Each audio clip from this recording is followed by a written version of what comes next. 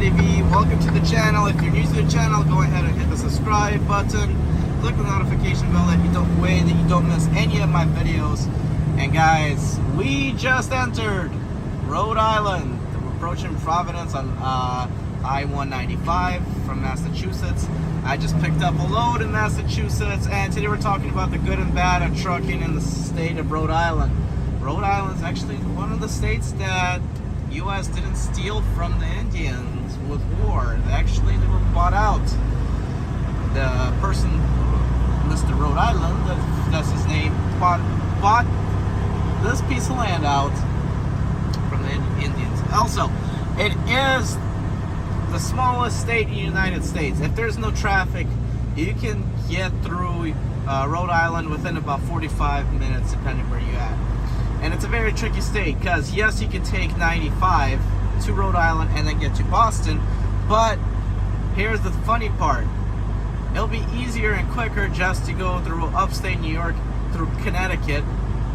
Well, you're going to run by New York City, and then hit Massachusetts on 90 to hit Boston. So 95 that runs through Rhode Island is kind of tricky. It kind of waves to the side, so it goes farther out. Rhode Island, the fuel prices are about the same as New York. I think the Democrats, so the prices are high. Also, guys, freight in Rhode Island going here, believe it or not, there's plenty of freight going here. My company has offered me lots of oversized loads to here. They either have not worked out or I have refused them, because simply for the fact of this traffic right here and the fact that it is tight. It is tight. You get off the highway, there is no room for trucks. The good news is, despite being in the East Coast, there is quite a bit of truck stops for this little state.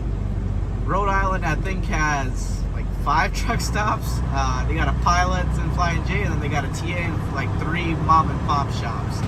As opposed to Massachusetts, which is bigger, they have nothing but a tollway with toll plazas that have no showers. So that's how it is. Now, this is the worst time to drive out.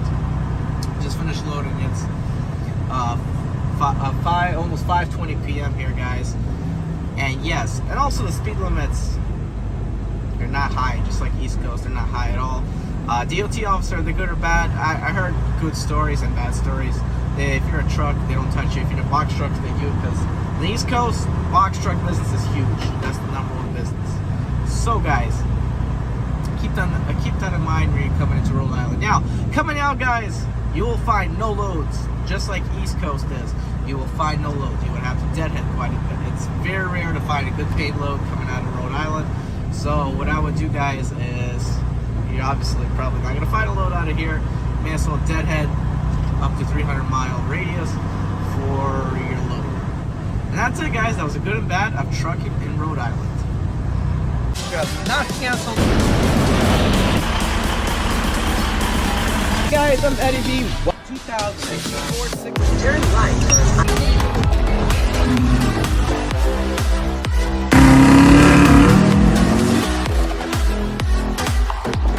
This particular package,